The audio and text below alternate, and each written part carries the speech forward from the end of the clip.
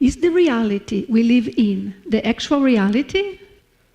But what is reality? Could we say it is what we detect with our senses or with the help of technology?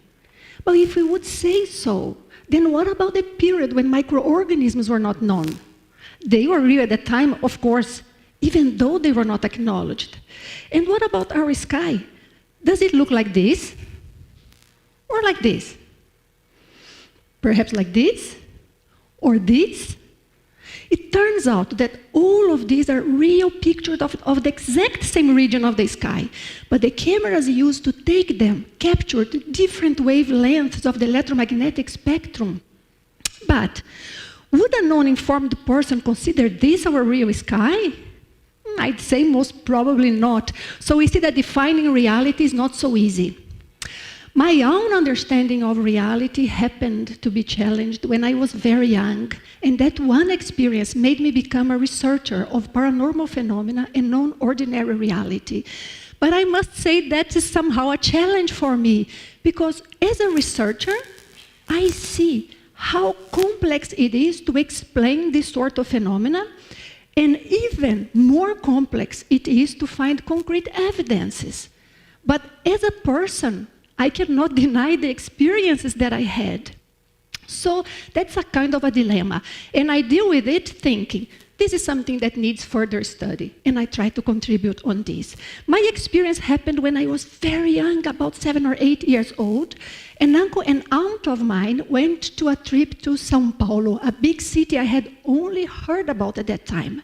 But a few nights later, during the night, during my sleep, I felt myself floating upwards. And somehow, I ended up in São Paulo, and in a room where my uncle was lying in bed, and I saw he had some little tubes inserted into his nostrils, and a bag with a liquid that would be inserted into his arms. And I also saw something even stranger, that he had a thin, clear tube that was connected to his abdomen, as far as I could tell, to a glass jar that was placed on the floor, which would hold a slightly reddish liquid.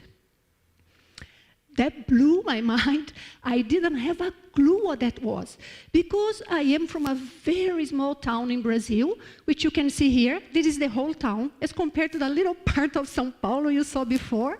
But wonderful people there, but at that time, almost 50 years ago, well, we had no bookstores, no libraries, no movie theaters, of course, no universities, but I must say I had a very happy childhood, because I grew up with 6 siblings, always playing around, but we had no illnesses in the family.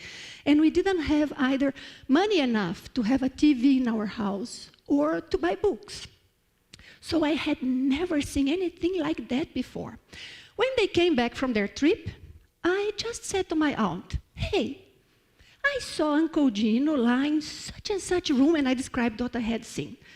She was baffled, just changed subject. But later that day, I overheard her telling my mother, how on earth could Nanci have known that, if not even you or anyone else knew he was going for a bladder surgery, because we didn't tell anybody, we didn't want you to worry about it. So that experience, as well as others I have had, compelled me to seek further studies in this. And I found out that this experience was called an OBE, or out-of-body experience, which is a phenomenon, as according to the current model, in which the consciousness moves away from the human body, being able to experience a reality that is subtler than this ordinary one. So in my search for serious studies, I found that science was, maybe still is, I'm afraid, far from understanding or even acknowledging a reality that is beyond the boundaries of this standard material world. So I thought, how are meaningful experiences, such as mine, examined? And I decided that one day I would join the small group of individuals who were dedicated to studying it. Among the body of works that I researched, the one that I found to be among the more scientific at the time was that of Robert Cruce, because he compiled thousands of OBE accounts in order to compare them and see if there were common elements. And he concluded that these experiences are not a result of beliefs of any kind and are independent from cultural aspects. Now, well, we must say that interpretation of the experience, yes, that is influenced by one's beliefs, or maybe because unavoidably most individuals would interpret their experiences according to their belief system. But this is where current research on OBEs and maybe expanded states of consciousness comes into play, because it may help reveal which elements make an experience reliable. And I'd say that education on the topic could also reduce this degree of subjectivity in the interpretation of the experience.